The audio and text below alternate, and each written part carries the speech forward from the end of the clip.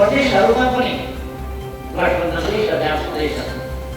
त्यस कारण त्यहाँ राजीनामा गरिरहनु पर्ने, सरकारी सुविधा उपयोग गर्न मिल्ने, गाडी प्रयोग गर्न मिल्ने, अरू प्रयोग गर्न मिल्ने,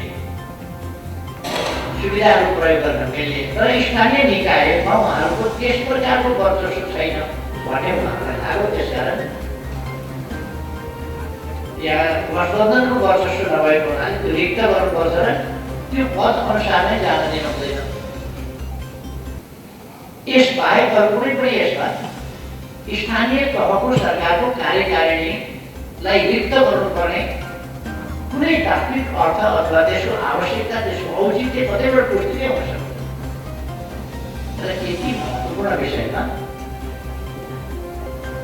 गठबन्धनसँग भेटी परामर्श हुने,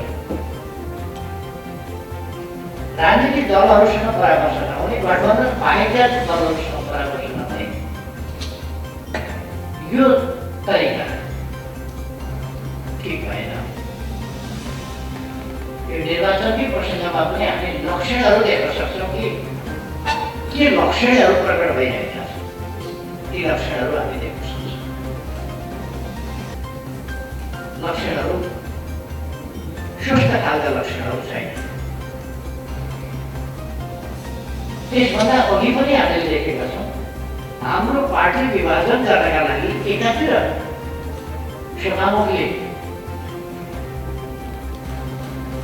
अरूको चाहिँ पार्टीले निर्णय गरेको होइन, व्यक्तिले सूचना पठाएको भन्दा व्यक्तिको सूचनालाई आधार मानेर सभामुखले त्यसलाई अगाडि बढाएको छ, सूचना हरण गरेको छ, सूचना टाँसेको छ। तर हाम्रा साथीहरू निष्कासित गर्नुपर्छ, सांसदबाट निष्कासित गर्नुपर्छ, प्रदेश सभाबाट निष्कासित गर्नुपर्छ। तर हाम्रो केन्द्रीय कमिटी बसेर विधिवत निर्णय गरेका कुराहरूले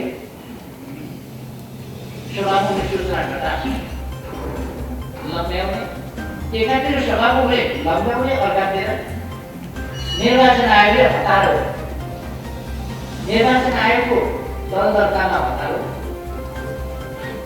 जब त्यहाँ डिबेट देखियो भने अध्ययन गर्नु पर्थ्यो नि त निर्वाचन आयोग, अध्ययन गर्यो, हतारो देखियो निर्वाचन आयोगलाई दल दर्ता, अत्यन्तै हतार थियो।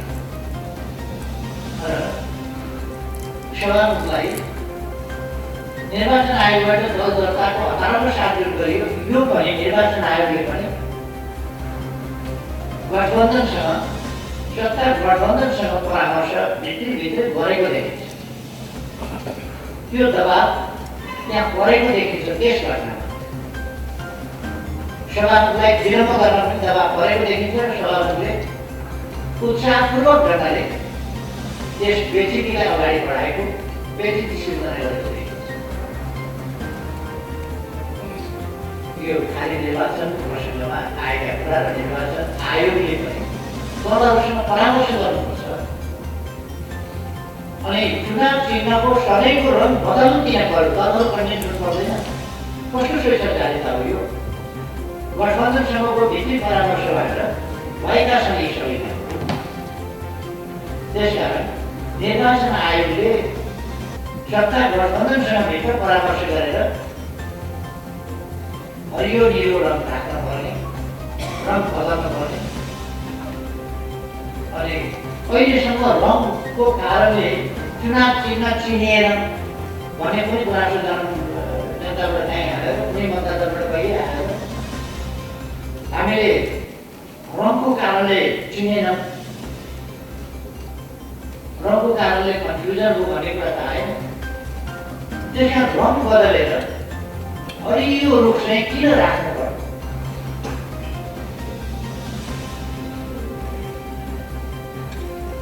चिन्हमा हरियो रुख चाहिँ किन राख्नु? यसपल्ट हामी मतपेटिका आँखाबाट ओझेल हुन मन्जुर गर्दैन, किनभने हामी षड्यन्त्रभित्र छौँ। हाम्रो आँखा अगाडि मतपेटिका हुनुपर्दछ। हाम्रो आँखा अगाडि मत हालिनु पर्दछ। हाम्रो आँखा अगाडि मतपेटिका सुरक्षा हुनुपर्दछ र मतपेटिका काउन्टिङ अन्त्य नभएसम्म हामी सधैँसम्म विश्वास गर्नुहोस् न, कस्तो यस्तो भन्ने कुरा हुँदैन। विश्वास हुने भए यी सबै कुरा केही गर्नै पर्दैन। अझै पनि निर्वाचन टार्ने, निर्वाचन नगराउने, पर धकेल्ने र कलात्मक हुने। कलात्मक भनेको के भने षड्यन्त्रपूर्ण। कला भनेको षड्यन्त्र भित्रभित्र, त्यस ढङ्गले कलात्मक ढङ्गले निर्वाचन सार्ने प्रयास। हाम्रो पार्टीबाट अनुशासनको कारबाही गरेर निष्कासन गरिएका 14 जनाको मुद्दा सुनवाईमा छ। भोलिपल्ट पेशमा चढ्दैछ भनेपछि अघिल्लै दिन सत्ता गठबन्धनले बैठक गर्ने र यदि प्रधान न्यायाधीशमाथि महाभियोग नलाउने हो भने हामीलाई मुद्दा हराउने हो भन्ने अनुमान। त्यस्ता फितला कुराहरूको आधारमा देखाउनलाई त विभिन्न 22वटा मुद्दा कि कतिवटा मुद्दा छन्, देखाउनलाई जसै मुद्दा तयार गर्न सकिएको, तर यथार्थ चाहिँ के हो, तिनी मुद्दा जसै कुरा हो मुद्दा होइन। भोलिपल्ट आइतबार आगो 1 गते आइतबार लगाइने दबावमा न्यायालय पर्नु हुँदैन, प्रलोभनमा पर्नु हुँदैन। तर यहाँनिर के छ भने महान पदकसँग न्याय साटिने र पदक विभूषण आदि न्यायाधीशले मुद्दा फैसला गरेर तुरुन्तै सरकारले महान पदक पदवी सरकारले दिने। त्यो मान्छेलाई दिने जसले बर्बादेशी असंवैधानिक काम गरेछ, त्यसलाई दिने र ती व्यक्तिहरूले सहज ढङ्गले त्यसलाई स्वीकार्ने कि हामीले सरकारको काम गरिदिएकै हो, त्यस कारण यो यसका हकदार हामी छौँ भने चाहिँ गरेर व्यवहारिक अभिव्यक्ति दिए। र हामी अहिले 9औं राष्ट्रिय खेलकुदको तयारीतिर छौँ। यसको 9औं राष्ट्रिय खेलकुदको प्रतियोगिता सम्बन्धी कार्यविधि तयार भएको छ र यसलाई हामी केही दिनभित्रै अर्थ मन्त्रालयमा पेश गरेर त्यसपछि आवश्यक यसको निर्णय गरेर अगाडि जाने क्रममा छ। हामीले अहिले 2टा कुरा मात्रै हेरिरहेका छौँ। एउटा आगामी निर्वाचन र त्यसले खेल गतिविधिमा खास गरी आचार संहिताले पार्न सक्ने असर के कसो हुन सक्छ यसबारे छलफल गरिरहेका छौँ। दोस्रो वार्षिक विद्यार्थीहरूको वार्षिक परीक्षा छ। खेलाडीहरू विद्यार्थीबाटै आउने हो किनकि उनीहरू तलदेखि प्रतिस्पर्धामा सहभागी हुनु पनि पर्छ। वार्षिक परीक्षाको समय अवधि छ। यो समय अवधिलाई पनि कसरी म्यानेज गर्न सकिन्छ हामीले सरकारवालासँग छलफल गरिरहेका छौँ।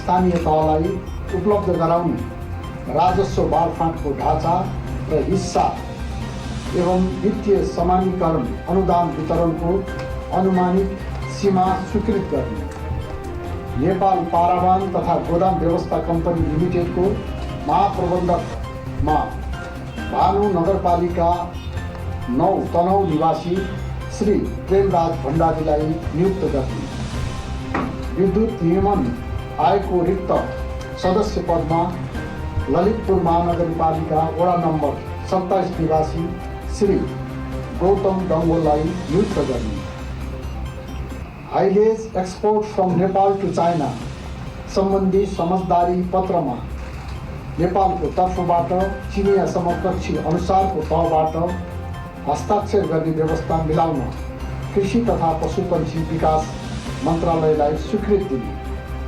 खानेपानी मन्त्रालय र अन्तर्गत निकायहरूको सङ्गठन तथा व्यवस्थापन सर्वेक्षण गर्न पूर्व स्वीकृति दिने, प्रहरी 10औं संशोधन नियमावली 2078 स्वीकृत गर्ने, 5औं बिमस्टेक शिखर सम्मेलनमा बिमस्टेक बडापत्र लगायत अन्य दस्तावेजहरूमा नेपालको तर्फबाट हस्ताक्षर गर्न स्वीकृति दिने, श्रीलङ्काको कोलम्बोमा 2078 चैत्र 16 मा आयोजना हुने बिमस्टेक सदस्य राष्ट्रहरूको 5औं शिखर सम्मेलनमा सम्माननीय प्रधानमन्त्रीज्यूबाट भर्चुअल रूपमा सहभागिता जनाउन र बिमस्टेक मन्त्रीस्तरीय बैठक र बिमस्टेक परराष्ट्र सचिव वरिष्ठ पदाधिकारीहरूको बैठकमा क्रमशः माननीय परराष्ट्र मन्त्री तथा परराष्ट्र सचिव स्तरीय प्रतिनिधिमण्डलले भौतिक रूपमा सहभागी जनाउन नेपाली प्रतिनिधिमण्डल गठन गर्ने, साबिक विराटनगर नगर विकास समितिको क्षेत्र संशोधन गरी हालको विराटनगर महानगरपालिकाको 4 किल्ला भित्र सीमित रहने गरी नगर विकास ऐन 2045 को दफा 4 बमोजिम विराटनगर नगर विकास समिति गठन गर्ने, कैलालीको धनगढीमा एकीकृत फोहोर मैला व्यवस्थापन र फोहोर पानी प्रशोधन केन्द्र निर्माणको कार्य अगाडि बढाउन स्वीकृति दिने। 11वटा चाहिँ एजेन्डाहरू हामीले पास गरेका छौँ। त्यो 11वटा एजेन्डाहरूको आधारमा हामी केन्द्रित मिटिङ गरेको छौँ। त्यो ती आधारहरू भनेको एजेन्डाहरू भनेको पहिलो चाहिँ हाम्रो रिपोर्टिङ हुन्छ। हाम्रो भूगोलको चाहिँ पार्टीका अध्यक्षहरूले लिखित रिपोर्ट पेश गर्नुहुन्छ। त्यस पछाडि आयोग, केन्द्रीय निकाय, बाँकी निकाय र विभागहरूको कामको रिपोर्ट चाहिँ केन्द्रीय कार्यालयले कार्यको तर्फबाट महासचिवले प्रस्तुत गर्नुहुन्छ। त्यस्तै प्रकारले दोस्रो चाहिँ हाम्रो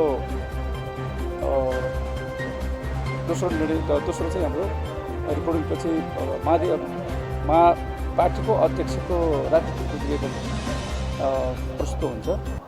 त्यो प्रतिवेदन प्रस्तुत भइसके पछाडि हामी स्थानीय निर्वाचनको तयारीतिर लाग्छौँ, त्यो एजेन्डातिर लाग्छौँ र स्थानीय निर्वाचनको योभन्दा अगाडि हामीले निर्णय गरेको स्थानीय निर्वाचनमा तहको निर्वाचनमा उम्मेदवारहरूको सिफारिसको विधि र प्रक्रिया, सिफारिस र निर्णयको विधि र प्रक्रियाको बारेमा हामी साझा छलफल चलाएको छौँ। अस्तिको निर्णयभन्दा आज थप चाहिँ के मात्र भएको छ भने स्थानीय तहहरूको उम्मेदवारहरूको सिफारिस गर्दा वडाध्यक्षहरू र वडा सदस्यहरूको चाहिँ सिफारिस वडा कमिटीहरूले गर्ने र त्यसको निर्णय चाहिँ पालिका कमिटीहरूले गर्नेछ।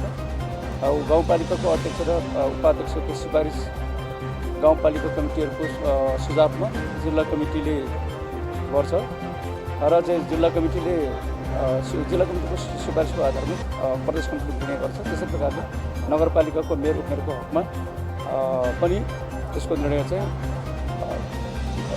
प्रदेश कमिटीले गर्छ र महानगरपालिकाको वडाध्यक्षहरूको हकमा र नगरपालिकाको मेयर उपमेयर र चाहिँ अध्यक्ष उपाध्यक्ष गाउँपालिकाको उपाध्यक्ष अध्यक्षको हकमा चाहिँ प्रदेश कमिटीले गर्छ। बाँकी महानगरपालिकाको मेयर र उपमेयरको चाहिँ निर्णय प्रदेश कमिटीको सिफारिसमा केन्द्रीय कमिटीले गर्छ। यो हाम्रो चाहिँ विधिवत सिफारिसको चाहिँ विधि र प्रक्रिया हो। त्यस पछाडि न्यूनतम चाहिँ हरेक चाहिँ तहको चाहिँ पदको सिफारिस गर्दाखेरि एकजना महिलासहित न्यूनतम 3 जना चाहिँ सिफारिस गर्नुपर्छ भने आज थप चाहिँ हामीले गरेका छौँ। यो एउटा चाहिँ हाम्रो उम्मेदवार सम्बन्धी आज चाहिँ थप भएको चाहिँ उम्मेदवारहरूको चाहिँ मापदण्ड के हुन्छ भन्ने आधारमा छ होइन। उम्मेदवारहरूको मापदण्ड चाहिँ पहिलो मापदण्ड पार्टीको नीति र कार्यक्रमप्रतिको उसको प्रतिबद्धता, दोस्रो मापदण्ड जनप्रतिनिधिमा निर्वाचित भएर काम गरिरहेका व्यक्तिहरूको हकमा उनीहरूको कामको मूल्याङ्कन र तेस्रो कुरा चाहिँ उनीहरूको कार्यक्षमता र विकास र सुशासनप्रतिको उसको दृष्टिकोण, त्यस्तै लोकप्रियता र चुनावमा विजयको सुनिश्चितको चाहिँ मापदण्ड अर्को मापदण्ड हुन्छ र पार्टीद्वारा सञ्चालित आन्दोलनमा चाहिँ उसले पुर्याएको योगदान र पार्टीप्रतिको उसको निष्ठा र अनि हाम्रो संविधानको संवैधानिक व्यवस्थाअनुसार पनि कतिपय सन्दर्भमा हामीले सन्तुलन र समावेशलाई पनि ध्यान दिएर उम्मेदवारहरू चयन गर्नुपर्ने हुन्छ। उम्मेदवारहरूको मापदण्ड चाहिँ यही 6वटा मापदण्ड हो होइन। त्यस पछाडि हामी चुनावको स्थानीय तहको चुनावको घोषणापत्र तयार गर्छौँ।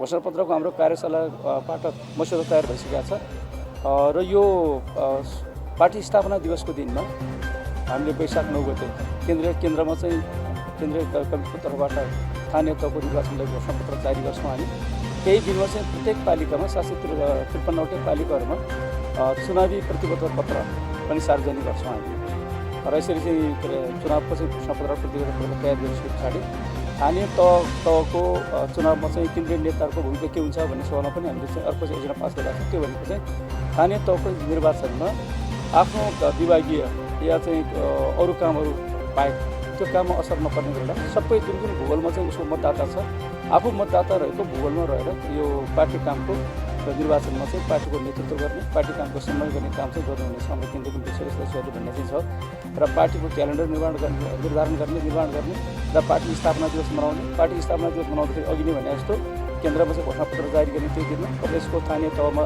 पालिकाहरूमा शासित पालिकाहरूमा उसको प्रतिबद्ध पत्र चाहिँ जारी गर्ने र त्यही दिनमा चाहिँ हाम्रो ज्येष्ठ नागरिकहरूको सम्मान गर्ने दिन पनि हुन्छ। पालिका लेभल पनि हुन्छ, त्यो केन्द्रीय लेभल पनि हुन्छ र यसबाहेक चाहिँ हाम्रो सचिवालयले गरेको निर्णयको अनुमोदन हुन्छ र अनि बाँकी विविधमा पार्टी प्रविष्टिहरूको व्यवस्थापनको जिम्मा हामीले सबै चाहिँ तल कमिटीहरूबाट गरिआएको व्यवस्थापन र अभिलेखीकरणको जिम्मा केन्द्रीय संगठन विभागलाई दिन्छौँ। त्यस्तै प्रकारले तल्लो कमिटीहरू, प्रदेश कमिटी, जिल्ला कमिटीहरूले चाहिँ माग गरे अनुसारको विधानको व्यवस्थाको परिधिभित्र रहेर विभागहरू गठन गर्ने चाहिँ अनुमति चाहिँ माथिबाट दिन्छौँ। त्यसले आफ्नो धारणा राख्नुभयो एजेन्डाहरूको बारेमा पनि र अहिले उहाँहरू लगाइरहेको केही विषय पनि राख्नु भएको छ होइन। यद्यपि आज हाम्रो यी सबै विषयमा चाहिँ भनाइहरू राख्ने विषय होइन, हाम्रो केन्द्रीय विषयमा छलफल हुन्छ। तर आज हामीले त्यो कुराहरू त्यसबारेमा चाहिँ हाम्रो एजेन्डा नभए हामीले छलफल गराएको छैन। तर हाम्रो चाहिँ धेरै केन्द्रीय कमिटी सदस्यहरूले चुनावी चाहिँ तालमेल गरेर जाने चाहिँ सन्दर्भमा चाहिँ केही न केही ठोस अवधारणा बनाउनु पऱ्यो, दृष्टिकोण दिनु पऱ्यो, कार्यक्रम नीति लिनु पऱ्यो भन्ने छ होइन। हामी सामान्यतया चाहिँ हाम्रो अहिले एकदम चाहिँ त्यो हल्ला खुल्ला गरेर सारा निर्णय गरेर हामीले चाहिँ वाम एकताको तालमेल गऱ्यो या चाहिँ तँ चाहिँ तालमेल गऱ्यो या लोकतान्त्रिक तालमेल गऱ्यो भन्ने ठाउँमा आइपुग्दैन भन्ने छ होइन। हामी आफ्नो शक्तिमा विश्वास गर्छौँ। पहिलो कुरा आफ्नो शक्तिमा विश्वास गरेर नेकपा एमालेलाई सबै स्थानीय तहमा एकल बहुमत सहितको सरकार निर्माण गर्ने कुरामा चाहिँ लाग्छौँ हामी। तर यसको बावजुद पनि स्थानीय लेभलमा जहाँ सम्भव छ सबै सम्भव भएको शक्तिहरूसँग हाम्रो तालमेल हुन सक्छ। तर चाहिँ आज हामीले त्यो निर्णय गरेको छैन।